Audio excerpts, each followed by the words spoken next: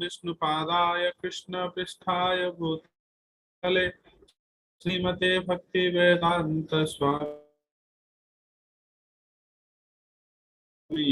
नामिने नमस्ते सारचारिणे निर्विशेष शून्यवादी पाश्चात्य देशकारिणे जय श्री कृष्ण चैतन्य प्रभु नित्यानंद श्री अद्वैत गदाधर शिवासादि गौर भक्तवृंद हरे Krishna Krishna Krishna Hare Hare Hare Ram Ram Ram Hare Hare. Hare Krishna. Welcome all of you to our daily Bhagavad Gita reading session. We are reading Bhagavad Gita as it is by His Divine Grace A.C. Bhaktivedanta Swami Prabhupada, Founder Acharya of International Society for Krishna Consciousness, ISKCON. We are reading chapter 1, and in its chapter 1, there are 5 sections. This chapter 1 is also called Arjuna Visada Yoga, and Prabhupada is naming this chapter as Observing the Armies, Sainya Nirikshana Yoga, observing the armies. This has 5 sections. It started with the Dhritarashtra's inquiry, that is a selfish inquiry. In response to that, Sanjaya is answering Dhritarashtra. First, he explains how Duryodhan is observing the armies. There we see his fear and diplomacy. Then in the third section, we saw various signs of victory of the Pandavas as they are very virtuous, and both this place and the goddess of fortune are in the side of Pandavas, and many other signs, and warriors have blown their conch shells. All these things we saw in third section. And in fourth section, Arjuna was about to shoot the arrow, but he stopped for a moment and contemplate, and he wanted Krishna to bring the chariot onto the middle of the armies, and he wanted to see both sides warrior. That itself indicates that Arjuna is willing to withdraw from the battle. So this section we saw that how Arjuna is observing the armies, and we saw Bhaktavaschala, characteristics of the Supreme Lord, and that's how he is being introduced in Bhagavad Gita as Bhaktavaschala. And then after, in last section, Arjuna is in a confusing state, he is in a doubtful state, and he has started giving all his arguments. And if we analyze them, he is giving 4 such arguments. He is starting with compassion arguments, how someone can kill his friends and relatives. Then no enjoyment arguments, like if we will kill them, almost none of our relatives will exist. So even though we get some temporary happiness from the victory, but whom we will show and share? If there is nobody to share, discuss, and show, how come we will enjoy from this victory? So he is very calculated here, like we all are very calculated in our material dealings. Then after, he is pointing out, why should we incur the sin? There will be tremendous sinful reaction by killing so many people. Although the Kauravas, they are blinded by their greed, excessive greed of kingdom. Hence, they cannot withdraw themselves from the fight. But we, the Pandavas, are virtuous. We can see the consequence. Then, is it not strange, my Krishna, that we will engage ourselves in such grievous warfare, which will bring severe consequence and sinful reactions to us? And this is his third argument, and then he goes on and give the fourth argument. there will be destruction of the family dynasty. And this section we are discussing. And how he is giving his logical arguments that we are discussing. So let me share my screen.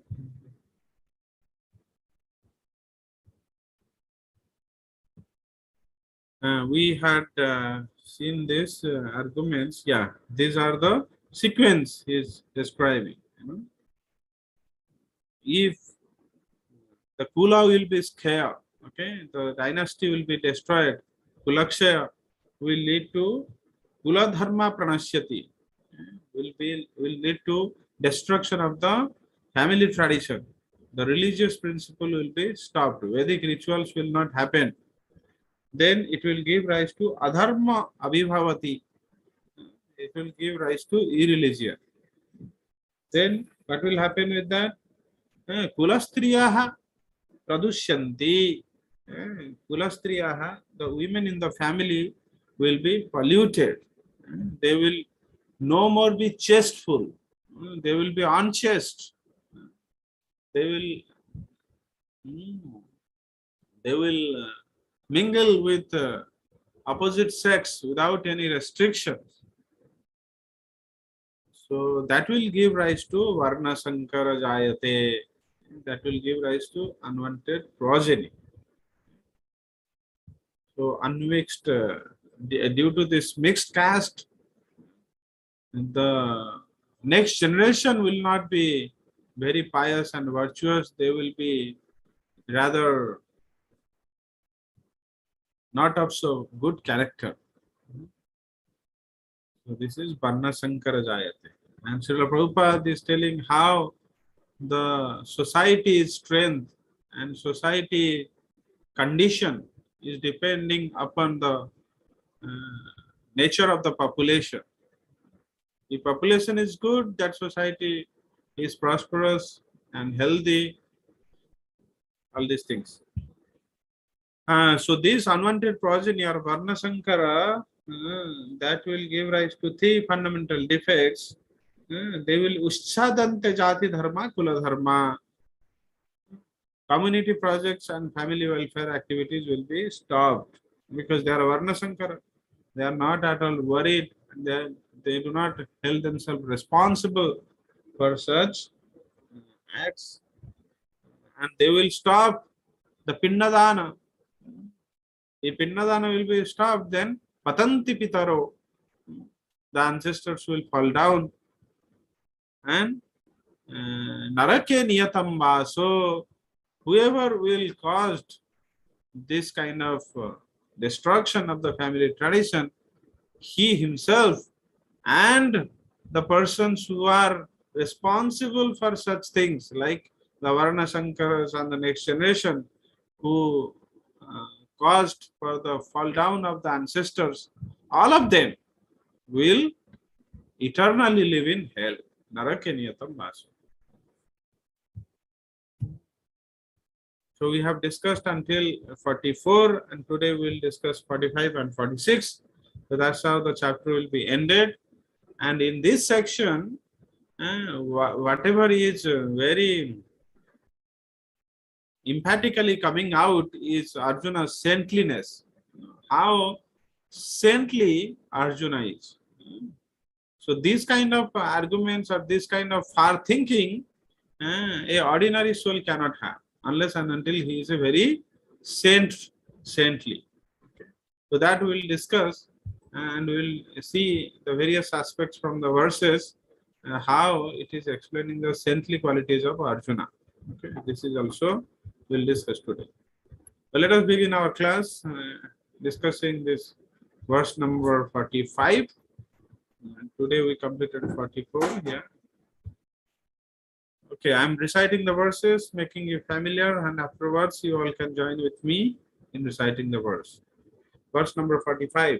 Yadi mam apratikaram asastram sastra pranayah dhartarashtra ranehanyus tanme khyamataram bhavet. Yadi mam apratikaram asastram sastra pranayah धार्तराष्ट्रारणे हन्युस्तन्मे क्षमतरं भवेत्. Please join with me. यदि माम् अप्रतीकारम् यदि माम प्रतिकारम अशस्त्रं शस्त्रपाणयः सशस्त्रम शस्त्र प्राणय आर्तराष्ट्रारणे हन्युस् आतराष्ट्रणे हन्यो तन्मे क्षमतरं भवेत्. तन्मयाचमन्तरम भवेत्. यदि माम् अप्रतीकारम् यदि मामम अप्रतीकारम अशस्त्रं शस्त्रपाणयः शस्त्रम शास्त्र पाणय आर्तराष्ट्रारणे हन्युस् आतराष्ट्रणे हन्यो तन्मे क्षमतरं भवेत्. तरे में कस्मात्रम भवेत्. Wonderful. One more last time.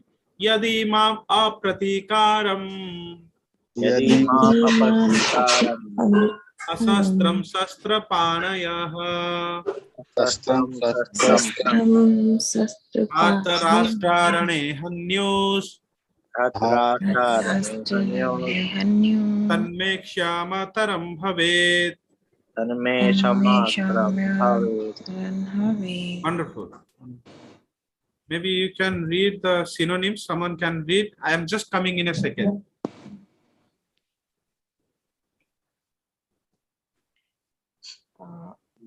Synonyms. Yadi. Yadi, even if. Mam, me. Apratikaram, without being. Resident, without being resident. Asastram, without being fully equipped. Yeah. Shastra Panayah, those with weapons in hand. Dhartarashtraha, the son of Dhritarashtra. Rane, on the battlefield. Hanyu, may kill. Tat, that, me, for me. Shamataram, better. Bhavet, would be. Translation. Better for me if the sons of Dhritarashtra, weapons in hand, were to kill me unarmed and unresisting on the battlefield. But Arjuna is thinking that, telling that, oh, I will not fight. But, oh dear Arjuna, if you will not fight, then will the sons of Dhritarashtra will spare you? They will fight. They will come and kill you. So that's what Arjuna is telling, that although this is a proper conduct of the war, if the opposite warrior is unarmed, then he should not be attacked. But Arjuna is telling, even though finding myself unarmed, if the sons of Dhritarashtra will attack, then also I will not counter. Why? He is telling that if they kill me, that he sees better, khyamataram, than all these consequences, whatever he has described. He is telling, oh, it is rather better finding me unarmed if sons of Dhritarashtra will kill me. That is better. And without any countering to them or without resisting them, I will happily be killed by them.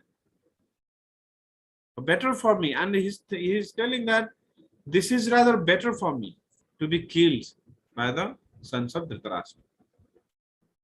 Because in other side, he is weighing all these things, destruction of family dynasty, sinful reactions, there is no enjoyment. After all, why our relatives to be killed by me?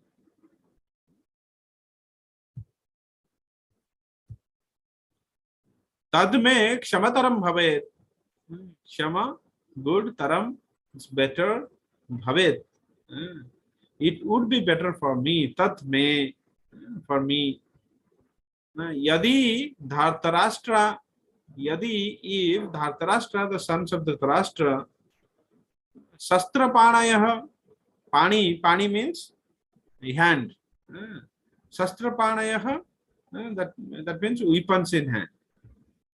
Mam Ranehanyu, Mam, me, Ranehanyu, if they will kill me, Asastram, finding me, no arms, finding me without weapons, and Apratikaram. But still, I will not oppose them. Apratikaram. Purport. It is the custom, according to Kshatriya fighting principles, that an unarmed and unwilling foe should not be attacked. So that was the Vedic time, where even wars are also fought with some conducts. That was the standard. That was the standard at that point in time.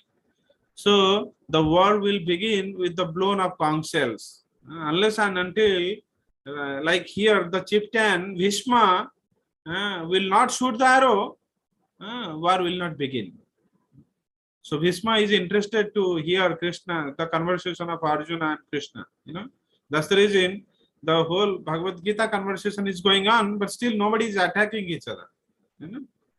So this is the principle, and this was the standard at that point in time. Even war also has to happen with proper conduct, and it will begin with at a particular time. It will end at sunset, and afterwards the enemies can also visit the opposite army, and there they will not be attacked.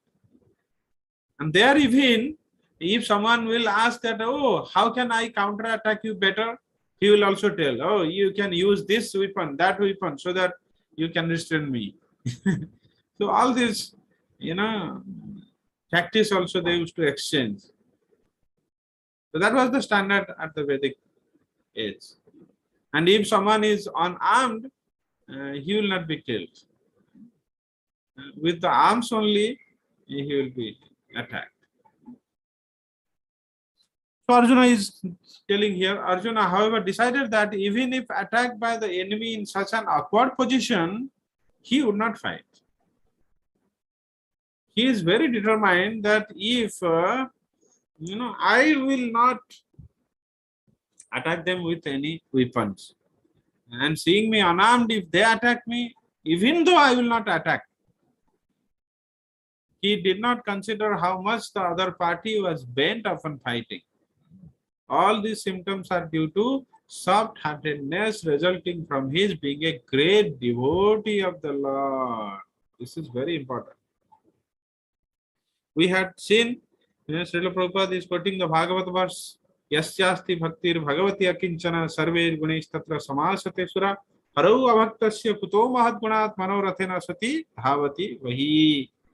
So here Arjuna, being a great devotee, all these good symptoms are there in him. All these good qualities are there in him. His heart is very soft. Why Krishna is a Makhan chor? Makhan means what? It is white in color. Makhan is white in color and very soft.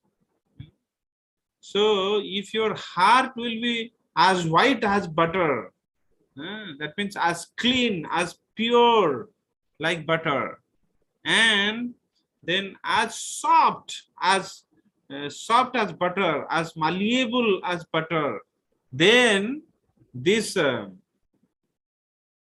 Makhan chor, this butter thief, will come and steal your heart. So that means he will reside in your heart. So we want to give all our hearts to Krishna, but we don't want to make it clay. We don't want to make it soft. How come Krishna will come and steal your heart? Not possible. Okay, he likes Makhan-like heart. So here, he lives in the heart of Arjuna. So Arjuna's heart is very soft. So what are those qualities? Let us see. Soft-heartedness. 1.28 we have seen. Arjuna is telling, Dushtvamang Swajanam Krishna Yutsum Samupasthitam Sidanti Mama Gatrani Mukhancha Parishuswati. Then he goes on till Bebatuscha Sarire Mero Maharsasya Rayate Gandipang Sansate Astatwakchaya Paridayate Nacha Saknomi Avastatum Brahmati Vachami Manaha Nimitani Chapasyami Viparitani Kesava. So all these symptoms, bodily symptoms are happening. In case of Arjuna, that means his limbs are quivering, his entire body is trembling, his mind is reeling. All such are due to his soft-heartedness. That's what Srila Prabhupada is telling in his purport. And then in 35, telling me what to speak of this kingdom of Hastinapur, even if 3 worlds, in exchange of 3 worlds, I will not also kill them. अपि त्रैलोक्य राज्यस्य हेतु king महिकृते निहत्य धार्त राष्ट्रान्न का प्रीतिश्या Janardan. And then he is well aware that aggressors can be killed, but even though aggressor can be killed, but he is ready to forgive them. So why? Because sinful reactions will come. Papam evasraya tasman hatvaitan atatainah tasman naraha vayam hantum dhartarashtan sabandam swajanang hi hatam swajanang hi kathang hatva sukhinah samamadav. How can someone will be happy? Then in 37 and 38 he further says there will be evil consequences even at the risk of refusing obligation to fight. He will consider them, no problem. Yadyapyetena pasyanti lobapahata chetasa kulaksaya krutungdo sangmittadohe chapatapkam kathang nagem asmabhi papad asman nivartitum kulaksaya krutungdo sang prapasyadbhir janardana. So he is ready to face such evil consequences of not doing his obligations. As a Kshatriya, he should fight, but he doesn't want to fight. Then conscious of obligation to protect family tradition and morals. We started this morning with this. He is very conscious of what all is going to happen if his family traditions will be destroyed. And at the same time, he doesn't think that he is a transcendental, he is a great devotee, he is not in bodily platform. No such things. Arjuna, being saintly, is conscious of moral principle. How can ahimsa parama dharma, ma ahimsa sarva bhutani. He knows that because of our selfish motive of getting the kingdom, it's not good to indulge in ahimsa, killing others. Then we just heard that he is ready to be killed Anand, but he will not retaliate. This is the behavior of a saintly person. Then custom according to Kshatriya fighting principle, Anand and unwilling foes should not be attacked. These symptoms are due to soft-heartedness resulting from being a great devotee. Then in next verse we will see how he is going to keep his bow down. Kept his bow down.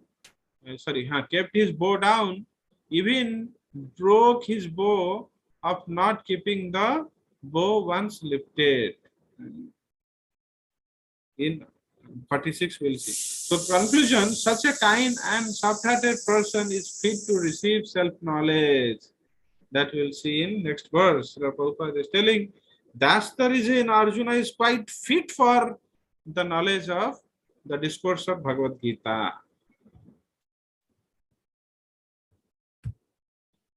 Let us see the next verse.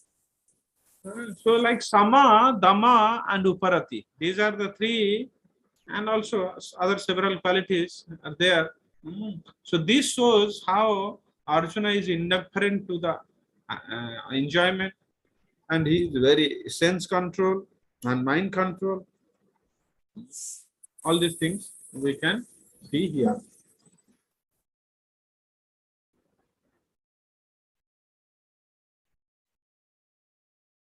So let us recite this verse. Sanjaya uvacha eva muktarjuna sankhye rathopasta upavisat visrujang sasarang chapang शोक संविघ्न मानसः. Please join. Sanjaya uvacha. Sanjaya uvacha. एवमुक्त्वार्जुन संख्ये Eva mukta Arjuna sankhe रथोपस्थ उपाविशत्. tathopastha pavisat विसृज्य ससरं चापम् visrajya sansaram chapam शोक संविघ्न मानसः. suka samgini manasa. एवमुक्तार्जुन संख्ये Eva mukta na Arjuna sankhe रथोपस्थ उपाविशत्. tathopastha pavisat विसृज्य ससरं चापम् visrajya sansaram chapam शोक संविघ्न मानसः. suka samgini manasa. Last time. Sanjay उवाच Sanjaya Uvacha. एवम् उक्त्वार्जुनः संख्ये Eva muktva na Arjuna sankhe Arjuna Sankhe. रथोपस्थ उपाविशत्. rathopastha pasivista विसृज्य ससरं चापम् visrajya sansaram chapam शोक संविघ्न मानसः. suka samgini manasa. Very good. Excellent. Synonyms. Sanjay uvacha. Sanjay said. Evam, thus, uktva, saying, Arjuna, Arjuna, Sankhye in the battlefield, Ratha of the chariot, Upasthe on the seat, Upavisat, sat down again, Visrijya, putting aside, Sasaram, along with arrows, Chapam, the bow, Shoka, by lamentation, Sambigna, distressed, Manasa, within the mind. Translation. Sanjay said, Arjuna, having thus spoken on the battlefield, cast aside his bow and arrows and sat down on the chariot, his mind overwhelmed with grief. Eva Muktva, speaking in this manner. So that's how Arjuna is speaking to Krishna. Who Arjuna? Then Visrijya Sasaram Chapam. Saram Chapam Visrijya. Chapam, bow, Saram, arrows, Visrijya, giving up. And what is his state? Is he happy? Is he laughing? No. His mind is completely disturbed with lamentation. Shoka, he is crying literally. Some Vigna, he is very disturbed within the mind, Manasa. He is very overwhelmed. What did he do then? Ratha upastha upavisat. He sat down on his chariot seat. He stood after some time to shoot the arrows. Prabrute sastra sampade dhanurudyam pandavah. But now he is Ratha upastha upavisat. Where this is all happening? On the battlefield, Sankhye, in Kurukshetra, in the battlefield where all the warriors are assembled. Purport. While observing the situation of his enemy, Arjuna stood up on the chariot, but he was so afflicted with lamentation that he sat down again, setting aside his bow and arrows. Such a kind and soft-hearted person in the devotional service of the Lord is fit to receive self-knowledge. Is fit to receive the knowledge of Bhagavad Gita. Thus end the Bhakti Vedanta purports to the first chapter of the Srimad Bhagavad Gita in the matter of observing the armies on the battlefield of Kurukshetra. Hare Krishna. Thank you all very much. Srila Prabhupada ki jai, Srimad Bhagavad Gita ki jai, and by the blessing of Sri Sri Radha Syamasundar, we have completed the first chapter of Bhagavad Gita. Congratulations to all of you, and thank you.